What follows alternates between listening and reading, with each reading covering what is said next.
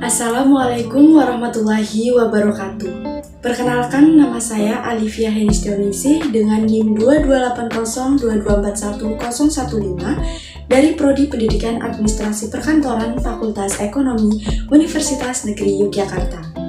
Di sini saya akan menjelaskan mengenai unsur-unsur organisasi guna memenuhi tugas mata kuliah pengantar organisasi dengan dosen pengampu Bapak Muhammad Hanafi, SAP MSI. Pada pemaparan materi kali ini terdapat beberapa pokok bahasan yang nantinya akan saya jelaskan. Yang pertama yaitu konsep organisasi, kedua unsur-unsur organisasi sederhana, dan ketiga unsur-unsur organisasi kompleks. Baik, langsung saja kita ke pokok bahasan yang pertama. Sebelumnya mungkin teman-teman sudah sering mendengar kata organisasi, atau bahkan ada yang pernah dan sedang mengikuti organisasi. Lalu, apa sih organisasi itu? Secara etimologis, kata organisasi berasal dari bahasa Yunani, yaitu organon, yang berarti alat.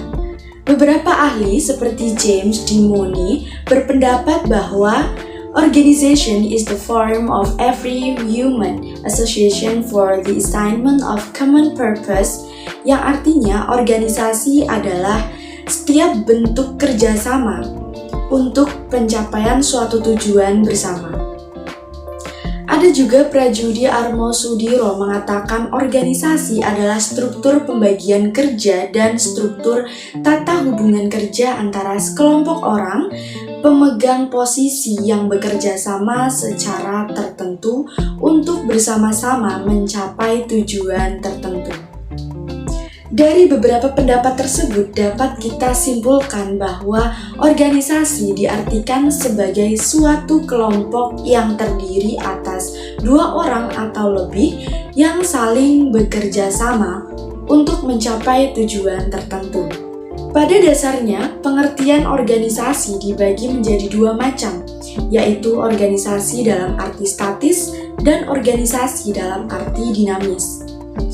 Organisasi dalam arti statis melihat organisasi sebagai sesuatu yang tidak bergerak atau diam. Beberapa pandangan terkait organisasi yang bersifat statis antara lain, yang pertama, organisasi dipandang sebagai wadah atau alat, yang berarti organisasi sebagai alat pencapaian tujuan yang telah ditetapkan. Organisasi menjadi wadah bagi sekelompok orang yang bekerja dan mencapai tujuan bersama, serta organisasi merupakan tempat di mana administrasi dan manajemen dijalankan yang kemudian menggerakkan administrasi dan manajemen tersebut. Yang kedua, organisasi dipandang sebagai jaringan dari hubungan kerja yang bersifat formal, seperti tergambar dalam suatu bagan dengan menggunakan kotak-kotak beraneka ragam. Kotak-kotak tersebut memberikan deskripsi tentang kedudukan dan jabatan yang harus diisi oleh orang yang memenuhi persyaratan dengan fungsi masing-masing. Yang ketiga, organisasi dipandang sebagai saluran hierarki kedudukan atau jabatan yang ada dan menggambarkan secara jelas tentang kewenangan dan tanggung jawab. Selanjutnya, organisasi dalam arti dinamis memandang organisasi sebagai sesuatu yang hidup. Suatu organisme yang hidup tidak hanya memandang dari bentuk wujudnya, akan tetapi melihat suatu organisasi dari isinya. Isi dari organisasi adalah sekelompok orang yang melakukan kegiatan untuk mencapai tujuan bersama. Dengan kata lain, arti organisasi dalam dinamis menyoroti aktivitas dan kegiatan yang terjadi dalam organisasi serta segala macam aspek dan tujuan yang hendak dicapai. Sudut pandang organisasi dalam artian dinamis yaitu yang pertama, organisasi dalam artian dinamis berarti organisasi tersebut bergerak dengan pembagian tugas sesuai dengan sistem dan ruang lingkup suatu organisasi. Yang kedua, Organisasi dalam artian dinamis memandang organisasi dari isi, yaitu sekelompok orang yang bekerja mencapai tujuan bersama. Kemudian, unsur-unsur organisasi sederhana. Secara sederhana, organisasi mempunyai 3 unsur, yaitu ada sekelompok orang, adanya kerjasama, dan tujuan bersama. Yang pertama yaitu sekelompok orang atau personil. Personil merupakan unsur terpenting di dalam sebuah organisasi yang terdiri dari semua anggota atau warga organisasi. Menurut fungsi dan tingkatannya, unsur personil terdiri dari pimpinan atau administrator, manajer, dan para pekerja atau non-management atau workers yang memiliki kewenangan dan tugas masing-masing sesuai dengan jabatan agar tercapainya tujuan sesuai dengan rencana yang telah ditetapkan. Yang kedua yaitu kerjasama atau teamwork. Kerjasama adalah suatu perbuatan bantu-membantu atau suatu perbuatan yang dilakukan secara bersama-sama untuk mencapai tujuan bersama. Yang ketiga adalah tujuan bersama. Tujuan merupakan titik akhir tentang apa yang harus dikerjakan.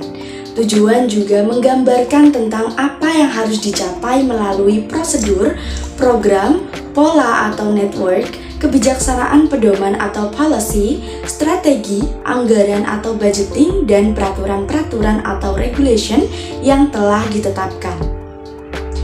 Kemudian unsur-unsur organisasi kompleks yang meliputi pertama, peralatan atau equipment yang terdiri dari semua sarana atau tool berupa materi, mesin-mesin, uang, dan barang modal lainnya seperti tanah, gedung atau bangunan atau kantor.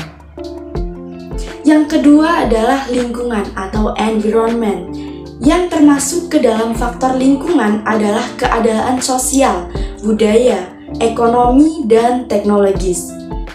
Komponen yang termasuk ke dalam unsur lingkungan antara lain kondisi atau situasi yang secara langsung maupun tidak langsung berpengaruh terhadap daya gerak dan kehidupan organisasi. Yang kedua, tempat atau lokasi sangat erat hubungannya dengan masalah komunikasi dan transportasi yang harus dilakukan oleh organisasi. Yang ketiga adalah wilayah operasi yang dijadikan sebagai sasaran kegiatan organisasi. Wilayah organisasi dibedakan menjadi wilayah kegiatan, wilayah jangkauan, dan wilayah kekuasaan atau kewenangan. Yang ketiga adalah kekayaan alam, yang termasuk ke dalam kekayaan alam ini misalnya keadaan iklim, udara, air, cuaca atau geografi, hidrologi, geologi, klimatologi, flora serta fauna. Nah, dari penjelasan tadi kita mendapatkan konklusi yaitu organisasi merupakan wadah bagi sekelompok orang yang bekerja sama secara rasional dan sistematis yang terpimpin untuk mencapai tujuan tertentu. Secara sederhana, unsur-unsur organisasi terdiri atas kelompok orang, adanya kerjasama, dan tujuan sebuah organisasi. Sedangkan secara kompleks, unsur-unsur organisasi terdiri dari peralatan, lingkungan, dan kekayaan alam. Demikian yang dapat saya sampaikan. Saya harap penjelasan dari saya dapat bermanfaat. Terima kasih. Wassalamualaikum warahmatullahi wabarakatuh.